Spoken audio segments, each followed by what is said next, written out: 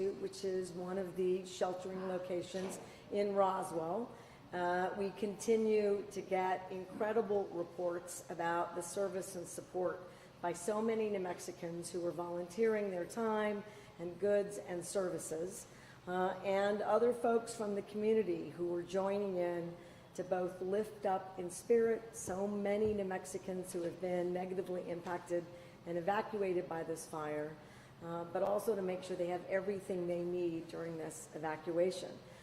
I'm joined by Congresswoman Melanie Stansberry, who represents many people in this area. Earlier we had Congressman Gabe Vasquez, who also represents people in this area. The Congresswoman and I are going to kind of like share this from our perspectives, largely because we share constituents. So we want to be organized and supportive.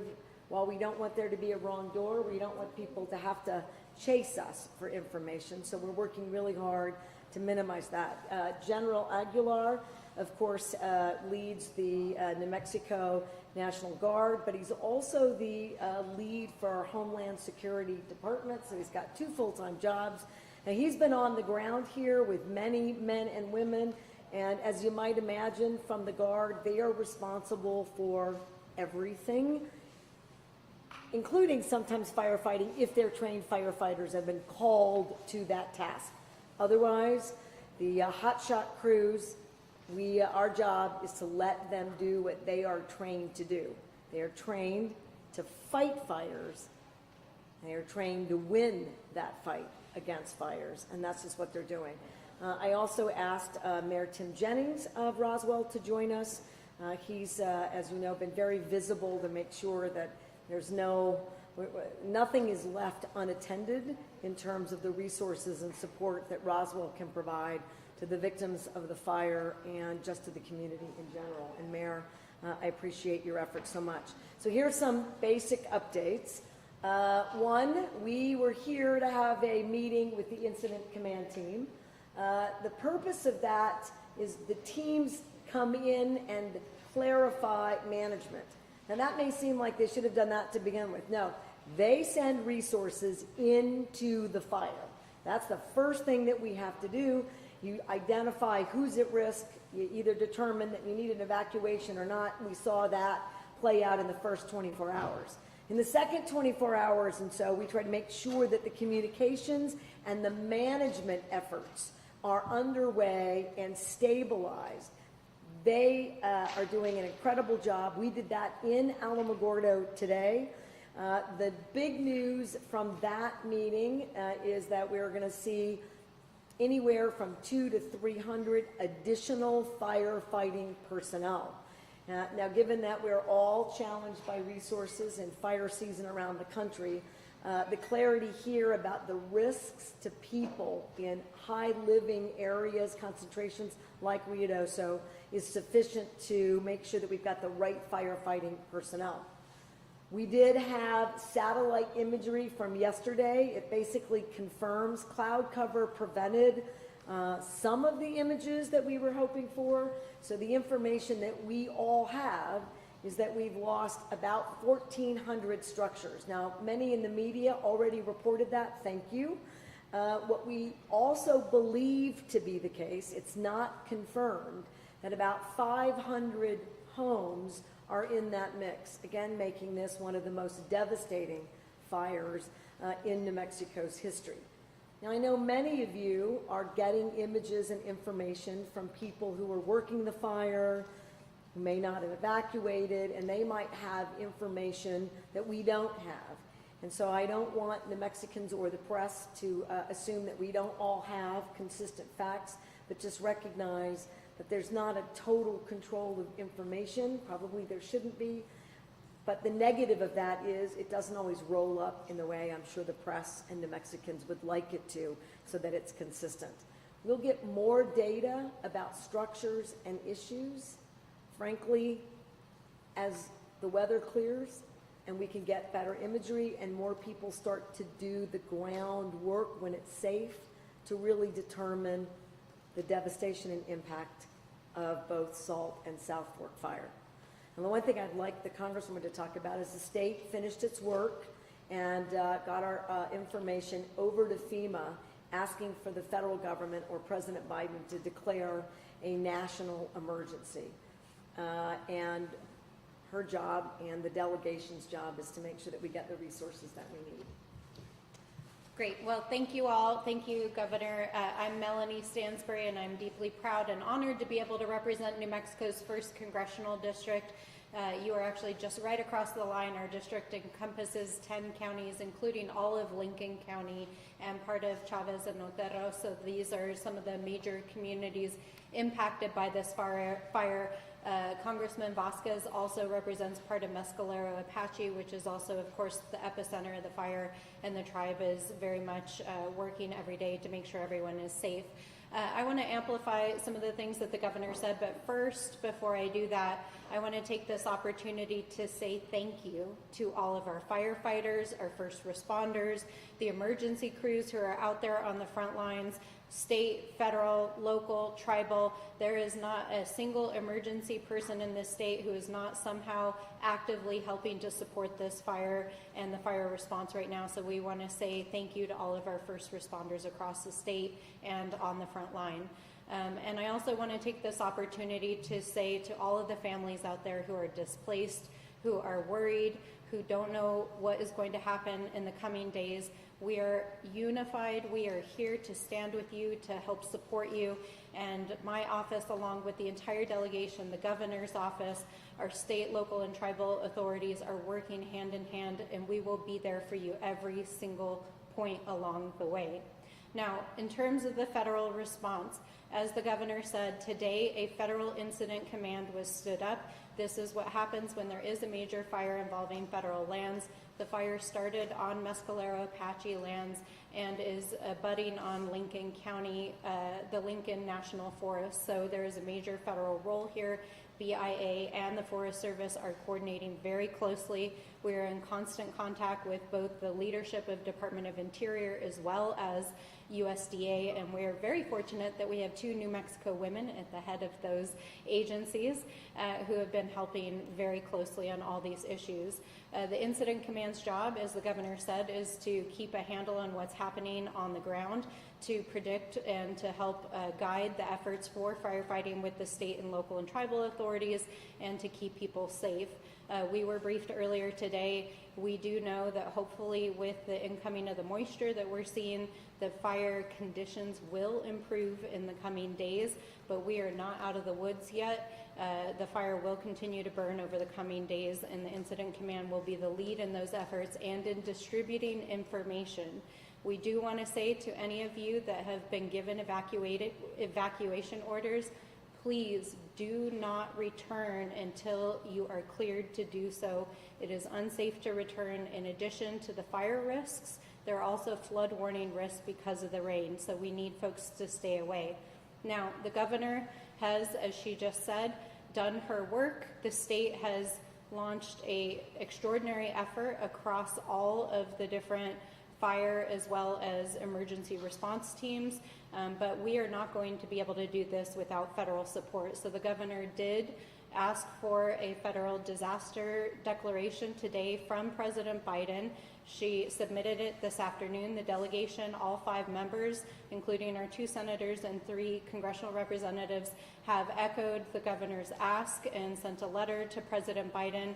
Both Senator Heinrich and Lujan were at the White House yesterday and spoke personally with the president about it, and it is my understanding that he very much intends to sign that declaration within the next 12 to 24 hours. So we will make sure that people know as soon as that happens. Now, the importance of that disaster declaration is that it unlocks federal resources, and the governor's order asks for help across every FEMA area that can provide both assistance for housing, individual support, as well as community support as both the fire is being battled and in the aftermath. And so that is just very, very important. The final thing I will say before I turn it back to the governor is that we anticipate that the costs of this recovery will be very high, partly because of the structure fires. And so I have already personally spoken with the leadership in the House and put on their radar that we will likely be asking for emergency funding as part of a supplemental, as happened with the Maui fire last year. So with that, I'll turn it back to the governor and just say thank you for your leadership. Thank you, Congresswoman, and right back at you. I want to tell a quick story, do two more quick updates, and then ask the mayor, and we're ready for questions. At the Capitan shelter, I met a man who had moved here to New Mexico and was living in Alta. And as everyone has done so far in our visits, have extolled the incredible work and virtues of the men and women in these shelters who are giving them everything they need. A couple of folks here today told me that this gets 5 stars on any of the apps that would rate this as a place to stay or a hotel. It's incredible the way people are being treated. But he said that he'd been through a disaster in Louisiana, a couple, and that it takes weeks or months to get shelters and get people on the same page and to start working through the federal issues, and was very impressed. And I want to echo that. This is not always that typical. It should. This should be the model all across the United States. It isn't that it's perfect, but this is a state that always comes to the aid of its people. And in the audience, so New Mexicans can't see that, there are several local elected officials who have been working night and day to make sure that their constituents are safe and that they're getting the resources that they need and deserve. I do want to confirm, yesterday we confirmed 1 death, I think. There's been a lot of media attention. There's now confirmation for 2. An individual that we know succumbed to the fire, and the investigation about the cause of death is ongoing for the other individual.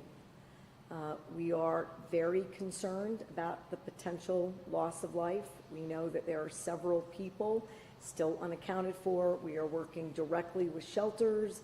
I'm going to remind folks about our hotline number. We can help get that reunification operation together if we're all doing it together and we don't have constituents going to several different places. But the shelters are ready to help us do that. Part of the problem is communications. So we have short-term cellular mobile cows, and they're helping the firefighters create that short-term or short-range communication operations that we need for first responders. What we don't have up and yet operational are more long-distance cellular mobile operations. We will get that done. I think it's called Cellular on Wheels, so make sure that my COW acronym makes sense to people viewing. We're working on getting those. That will really ease this communication gap between families and individuals who can't see their texts and don't have cell service. Now, the shelters are connecting people. No one would say no to a phone device that does have access to coverage, but we want to make sure we make that better and easier. And then the last thing before I give the number and go to the mayor. The Congresswoman, I appreciate her very much. We are not out of the woods. And while this weather is helpful to the fire, not helpful to the floods, we did 3 emergency rescues that I am aware of in this moment. I expect that there will have been more by the time we finish this press update. Stay out of the evacuation areas. Heed the flash flood warnings. 6 inches of water can knock you down. A foot of water can take your vehicle. Do not try and cross through any flooding anywhere. Follow the directions from the National Emergency Weather Alerts. Get to your nearest shelter. If you're not in an evacuation area, stay put. Or go to where we've got blockades and make sure the police are supporting you. Do not, I repeat again, do not try and cross any flooded areas on foot or otherwise. It's incredibly dangerous. I want to thank Mayor Crawford for his incredible work. That's where he is right now. He's dealing with the flooding, and our Department of Transportation is helping with flood flows and debris mitigation and management. With that, I'm going to turn it over to Mayor Jennings, and then we'll open it up for questions. Thank you, Governor. Thank you, Mayor Jennings. Well, you know, just 2 weeks ago, we were proud because we'd just been awarded the Reno Air Races, which will now be the Roswell Air Races. And you know what? I mean, it was amazing. We can't do that without our neighbors. It all had to be done by pooling everything together, just like getting our air flights to Roswell and to serve this area. So with the Reno Air, we were counting on thousands of beds in Ruidoso, and that's going to give us some problems. But worse than anything else, we have some friends that have problems. By the grace of God, it wasn't us, but it happened to them. And I have to tell you, I cannot thank this community and the surrounding communities, all from Tularosa, Artesia, Carlsbad, Portales. They've all been here sending cots, sending everything. And everything that could be water. I mean, we got a whole semi full at the Eastern University gym. We got all that the other night with all kinds of food. You know what? The thing you're going to learn about this, maybe our politicians are always fighting, but the people in our communities love each other. And I can't tell you enough how much that is. When I look when you look at General Grizzle, I mean, this is his second major disaster. The first one was the Mira building in Oklahoma City, but he's here. His staff has been fantastic on what they've done. And I turn around and I look, because we're working with them. We've been working with the Institute. Our university, we out there, and when we got our notice about all this stuff was happening on, Monday afternoon, who was there but Sean Powell and Eastern? And yeah, they're out of school, everything else, but you know what? We'll get the cooks ready. We'll get it there. And you know what? It's all been fantastic. Our city staff has been fantastic. Chad Cole and Mike Matthews. Even our weather queen has been great. She finally got rain here, but she was just 3 days too late. But that wasn't her fault. I mean, it was lost in the clouds. But really, what you see when you go to Church on the Move, and you go in there and you see the love and the care that is there, that you have boxes of undergarments for adults, children, and everything else all set out. And everybody is there because, when you got, 14 or 1,600 structures gone, what does that mean? If those structures are home, that means Ruidoso has lost 3,000 people out of 7,500 who's lost their bed. It's big. But when you go to one of these facilities, go and look at the care and the love that is there. Our congressional people sometime might fight, but the rest of people love each other. And I can't tell you what a blessing it is to be in this community and see what happens. And it's not just here, it's southeastern New Mexico. We're all together, working together. And as I've been a volunteer fireman for more than 50 years, and I was chief of the Duncan Fire Department. I spent days and days and days on fires, including the Scott Abel fire. I've been to fires in Ruidoso. I know what this is about. But please have everybody understand, this is not going to be over tomorrow. People can't go back until their communities are safe to go back to.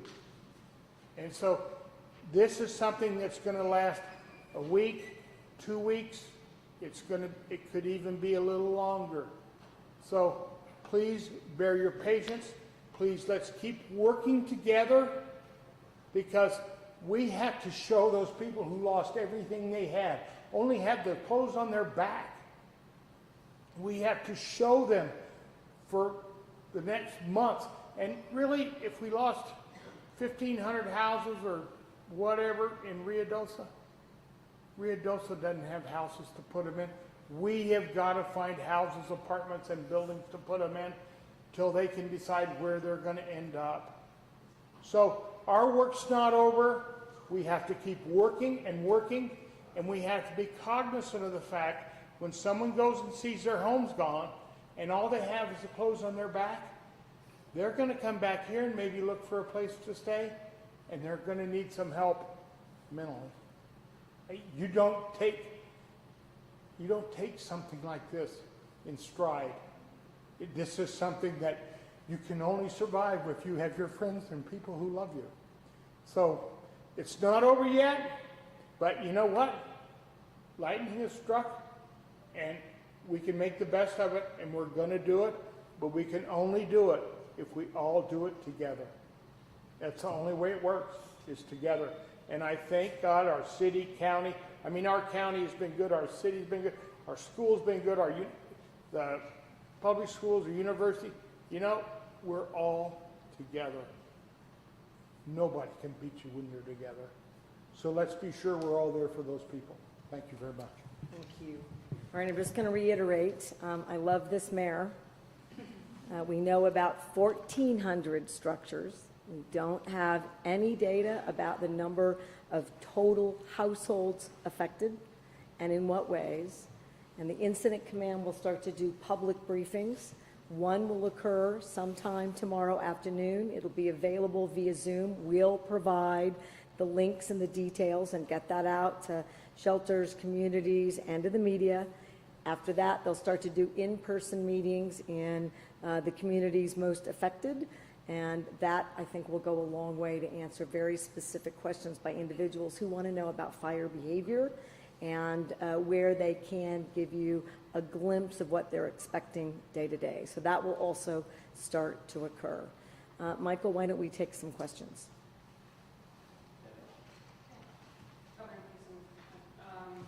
I had a question about the cause. Do you have any updated information from the briefing today? We don't. Again, speculation is seeming to sort of tick up a bit. And again, I'm not picking on social media. I think a lot of that just sort of gives way to people weighing into speculation. There are, as far as I know today, still 6 investigators. I believe there's an informal request, and what I mean by that is I don't see it in the paperwork for emergency management teams to get it in front of the feds or us, but we'll check it out, that maybe they need one more investigator. I'm not sure that they do. There's 6. Those 6 professionals who do this work will give us the cause of the fires as soon as they have them. And in this moment, I don't have anything more than I had yesterday. And so sorry, one more. Yep. Is there any additional declarations now considering the floods? Like, will you have to amend your request to FEMA, or will there be additional? I don't think that we will, even though they were very specific, as you know, to the fire, but it says, fire and impacts of fire.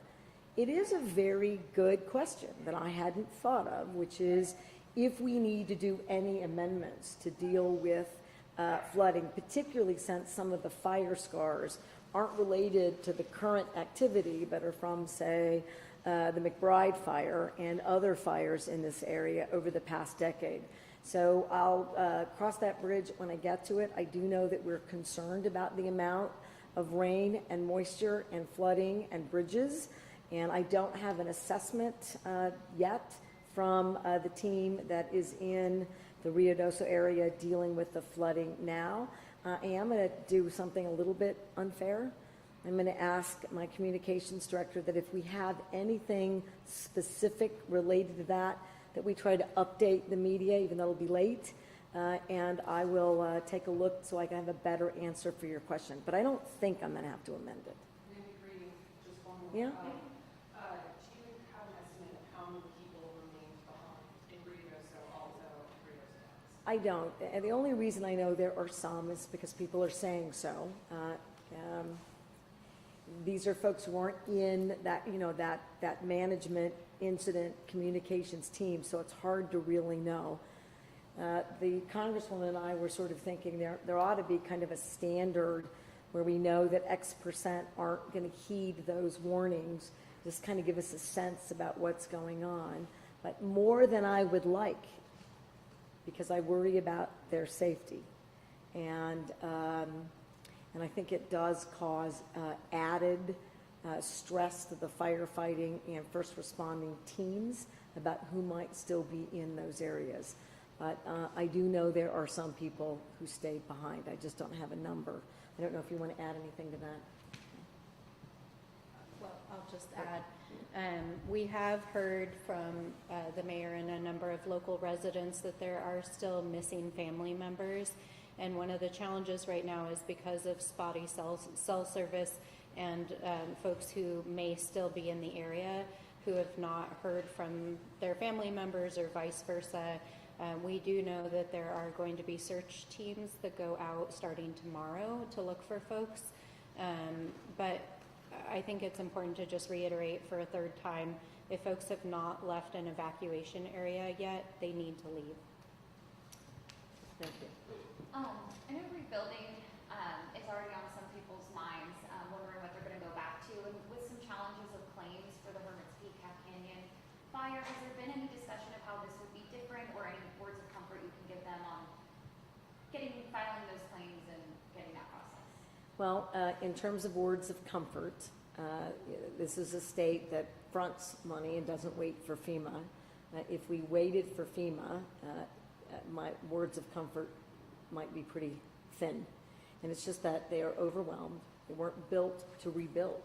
And even the claims, depending upon the types of the fire and what the liabilities are, aren't. And given that this is in what they will identify as a heavily insured area, believe it or not, that creates a whole other set of opportunities and challenges because they don't front door those assistance resources.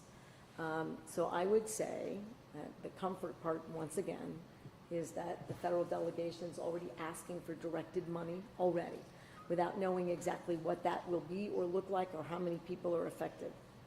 That's great work. And I know this sounds a little political, and I don't mean it to at all. This is not a political moment. But not every delegation agrees on whether or not that hits the number one priority, is recovery for people in natural disasters. Now, I don't understand that, but I want you to know that even when I was in Congress, that was debated heavily, including getting money for any number of hurricanes where their own members didn't think it was a priority. So this is great work. Another set of comforting words, I hope. I don't have to ask them. It just happens. 3, we're learning how to manage this slow bureaucratic process by FEMA and the state's expertise. It's not really a good thing when we have so much recovery going on, but our expertise has rapidly grown. So we will get those resource teams on the ground. We will stay. And one thing that's already underway for people is as soon as it's safer, so not too long, we hope, a week or 2 weeks. I mean, nobody knows. We are guessing here based on some of the weather patterns and fire behavior information. We'll bring a cabinet team. So the healthcare team, the Medicaid team, the general assistance team, the food stamp team, the children, youth, and families team, the stand-up immediate shelter for foster families, and everybody else. They will be here. You won't have to call. You won't have to travel. You won't have to get on the internet. They'll do that work for you right here. So I hope that feels like we're going to have to build housing. We're going to have to get those benefits and resources in the hands of people. We have to support local government who's already on this. And we're going to do everything we can to minimize how impactful and how hard this is for people. Yep. Yep. Can I add something on the federal side? I think it's really important for folks to understand that the nature of this fire, as far as we understand it now, is very different than the Calf Canyon and Hermit's Peak fire. In that case, that was a fire that was generated by a prescribed burn by the federal government. and led by Congresswoman Leger Fernandez and Benry Lujan and Senator Heinrich, they were able to do something that was actually unprecedented, which was to get federal legislation passed that would essentially attempt to make members of that community who had been impacted whole financially. It had been done by Senator Domenici 20-some years ago in the fire that happened in Los Alamos, but they were able to secure an unprecedented amount of money ever to do that. Now, the issue that many of those residents are facing is that it has been slowed for those payments to happen, and that is a separate issue from filing FEMA claims, insurance claims. All of these things are different bureaucratic processes, but I think it's important to also level set expectations. This is going to be a very long recovery. There are families who live up in these mountains who are living on properties that may or may not be insured. It may take a while for FEMA to get on the ground and start working with families to address their claims. But in the meantime, what I think is important and what the governor is saying is that the state will be there. Our congressional offices will be there. We're working on setting up a joint case management process, and we will, as the mayor said, leverage every possible resource of our communities to help these families get through. And it will require all New Mexicans who are able to come, to help, to support these families, because it's going to take a long time, especially for those families who lost everything. You know, one thing that a lot of people don't think about, but all of the fire waste has got to be disposed somewhere. And if you look, Ruidoso is a real unique place, and when we start looking about disposing of everything, that river runs right down through everything, and so we have to be extremely careful with that. But you have all the solid waste that are the fire remnants that are going to have to be disposed of somewhere. And when you look at the landfills and the areas around Ruidoso, that can fill up a lot of landfills really quick with tin, whatever, what's not recyclable, all that can fill out a lot of stuff. There has to be a lot of studying about what goes on and what we do to protect the watershed that is there because of the Ruidoso River and how valuable it is to this whole area. And so there's a lot that has to be done and thought about and thought through authority. This is an extremely different thing. Ruidoso doesn't have, they don't have a big place like Roswell does to place, their waste. And so this is going to be something that we all have to sit down and study and look and figure out how to protect the watershed and everything else from erosion as well as everything else. And so it's just going to take a lot of study, a lot of time to work through. And then trying to figure out how to make sure kids still go to school. I mean, it's tough. So you mentioned that you're going to work on cellular connections and stuff For like that. longer, distances, yes. For longer distances. So when can we see some of that kind of go into place? Now, I'm hoping that we can have something concrete to say about that as early as tomorrow. I don't think I can promise the delivery and installation by tomorrow. It was on the top of our list, as the general said, I think yesterday. They focus on the first responders, but it is on my top priority list, so maybe the general can give me some good news about when we might see a couple of those on their way. We'll work it, but I think that there's some assessments that also need to be done. So we don't know why the cellular towers are not working right now. That's right. So we've got to get crews in. Could be a cut fiber, so it could be as simple as a fiber repair and the cellular comes back, which would be great. Could be a power issue, or we could have lost a tower. And depending on what those issues are, that'll drive what we put in place either temporarily or if we get our permanent towers up and running shortly. So as soon as it's safe to get to those sites, we'll be able to do those assessments. Which is why we have to have one of the mobile devices or cellular on wheels, because we don't know how long some of that will take. But thank you for the clarification, gentlemen. And I can just add on, there's a number of different reasons why there's not service in different areas. So Mescalero has their own challenges, and there, as I understand it, there was an actual line that did get burned, and so that's part of why they're having challenges. In Ruidoso, they had to cut power for part of the communities in order to fight the fire itself, and their spotty service. But I do want to mention that for the evacuees that are going to shelters, whether it's here or in Capitan, we do have the providers are actually providing mobile hotspots as well as these cows. And in fact, the governor and I just visited Capitan just about an hour and a half ago, and there was probably 100 people sitting around checking their emails, making phone calls, trying to connect with family. So there is service that people can get, and so we encourage people to go to those hotspots, and we can help provide assistance on where those are. One thing on the power grids, you have to understand, this is the end of the East Coast power grid is in Chaves County, and everything else west of here is on the West Coast power grid. So in other areas of the country, the power can go between states very easily, but because this is the end of all the things on the East Coast power grid, it's right here, right down through Chaves County. And I know because my ranch is the first house on the West Coast grid out there. So that creates some unique problems to the area just because of the construction of the grids that we have across the country.